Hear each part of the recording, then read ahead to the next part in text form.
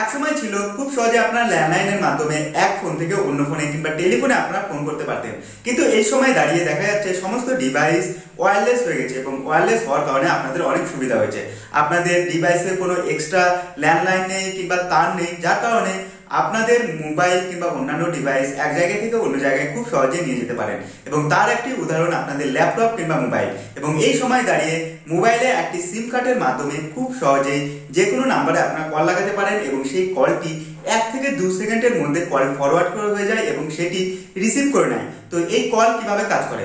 তো সিম্পলি আপনাদের মোবাইলে বিভিন্ন ধরনের নেটওয়ার্ক ক্যাচের জন্য বিভিন্ন ধরনের ডিভাইস রয়েছে এবং সেই ডিভাইসগুলি সিম্পলি আপনাদের বাড়ির পাশে যে টাওয়ার রয়েছে কিংবা আপনার এরিয়াতে যে টাওয়ার রয়েছে সেই টাওয়ারে বিভিন্ন ধরনের ইলেকট্রোম্যাগনেটিক ফ্রিকোয়েন্সি ছেড়ে থাকে এবং সেই ইলেকট্রোম্যাগনেটিক ফ্রিকোয়েন্সি টাওয়ার যখন ছাড়ে এবং প্রতিনিয়ত ছাড়তে থাকে, তখন সিম্পলি আপনাদের মোবাইলে লেগে থাকা বিভিন্ন ধরনের মোডেম এবং ডিভাইস এবং সেই মোডেম এবং ডিভাইস সেই ইলেকট্রোম্যাগনেটকে সবসময় ক্যাচ করে থাকে এবং ক্যাচ করার কারণে আপনারা যখন ফোন দিয়ে কাউকে কল লাগান তো সিম্পলি আপনার সেই সিম কার্ডের মাধ্যমে আপনার সিম কার্ড একটি হচ্ছে আইডি, মানে আপনি এই আইডি থেকে অন্য আইডিতে কল করছেন, তো সিম্পলি আপনার সেই আইডি থেকে অন্য আইডিতে ফরওয়ার্ড করে এবং সিম্পলি এখানে আপনার কলটি কানেক্ট হয়ে যায়। তবে শুনতে যতটা সহজ লাগছে ততটা সহজ নয়।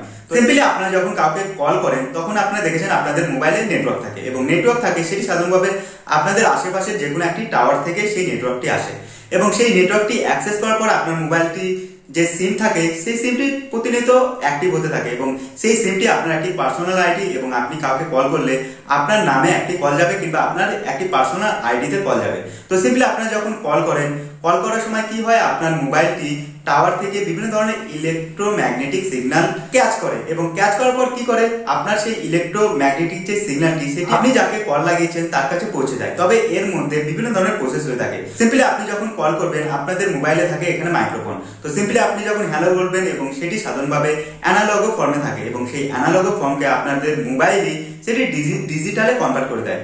তো ডিজিটাল হিসাবে সাধারণভাবে বাইনারি ফর্মে 0101 এটিতে কনভার্ট করে দেবে এবং আপনার সেই ইলেকট্রোম্যাগনেটিক যে ওয়েভ থাকে টাওয়ারে সেই টাওয়ারটি ডিজিটাল যে ডেটা থাকে সেটি ইলেকট্রোম্যাগনেটিকে কনভার্ট করে দেয় এবং কনভার্ট করে দিলে কি হবে, আপনার সেই ডিজিটাল থেকে ইলেকট্রোম্যাগনেটিকে কনভার্ট করে দেওয়ার কারণে আপনার সেই ডেটাটিকে টাওয়ার অন্য একটি টাওয়ারে প্রোভাইড করছে।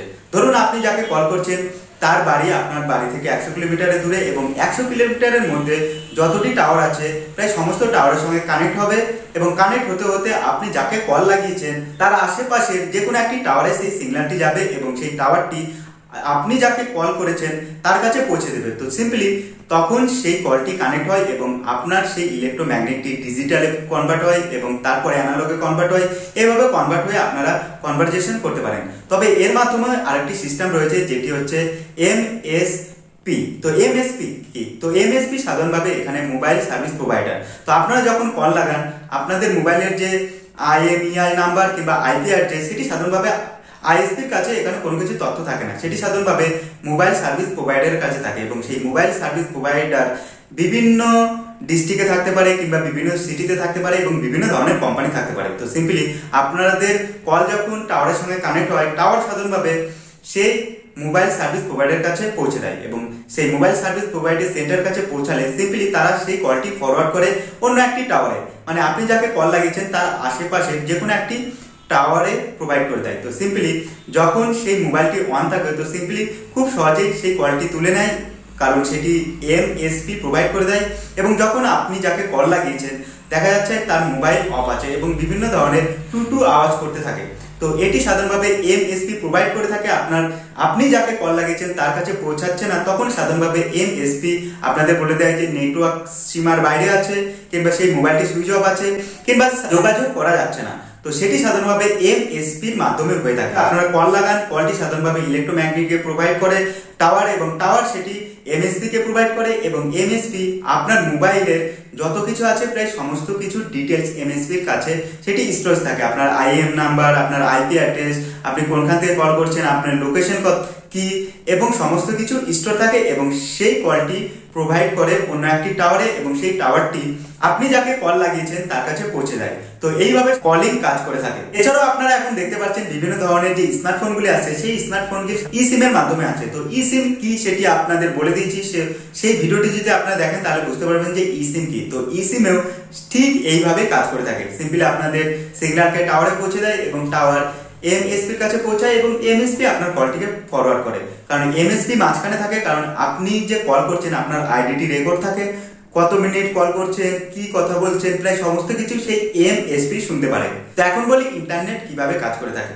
তো ইন্টারনেট সাধারণভাবে আপনাদের যে আশেপাশে টাওয়ার রয়েছে কিংবা রাউটার রয়েছে সেগুলির সঙ্গে আপনাদের মোবাইল কানেক্ট হয় এবং সেই টাওয়ার এবং রাউটারগুলি সমস্ত কিছু ডেটা আপনাদের প্রোভাইড করে দেয়। তো ধরুন আপনি গুগলে কোনো কিছু সার্চ করছেন, তো সেটি কি করে, আপনার আইএসপি মানে ইন্টারনেট সার্ভিস যে প্রোভাইডার হয়ে থাকে সেই ইন্টারনেট সার্ভিস প্রোভাইডার সাধারণভাবে আপনাদের মোবাইলে ইলেকট্রোম্যাগনেটিক প্রোভাইড করে এবং ইলেকট্রোম্যাগনেটিক যে সিগন্যাল প্রোভাইড করে সেই ইলেকট্রোম্যাগনেটিক সিগন্যাল প্রোভাইড করার মাধ্যমে আপনাদের মোবাইল সেই টাওয়ারের সঙ্গে কানেক্ট হয় এবং সেই টাওয়ারটি আপনি যে কোনো কিছু সার্চ করছেন সেই ডেটাটির সঙ্গে কানেক্ট হয়। মানে বুঝতে পারলেন না, মানে এখানে সাধারণভাবে আপনি যে জিনিসটা সার্চ করছেন সেটিও তো একটি ডেটা স্টোরে রয়েছে এবং সেই ডেটা স্টোরটিও তো ইন্টারনেটের সঙ্গে কানেক্ট রয়েছে এবং গোটা ওয়ার্ল্ড ইন্টারনেটের সঙ্গে কানেক্ট রয়েছে। তো সিম্পলি আপনারা যখন কোনো কিছু সার্চ করেন সিম্পলি আপনার টাওয়ারের সঙ্গে আপনার মোবাইল কানেক্ট হয় এবং যেটি আপনারা সার্চ করবেন কিংবা কোনো ভিডিও দেখবেন কিংবা মুভি দেখবেন সেই মুভির স্টোরে চলে যাবে সেই সিগন্যাল এবং সেই সিগন্যালটি সেই মুভির স্টোরে চলে গেলে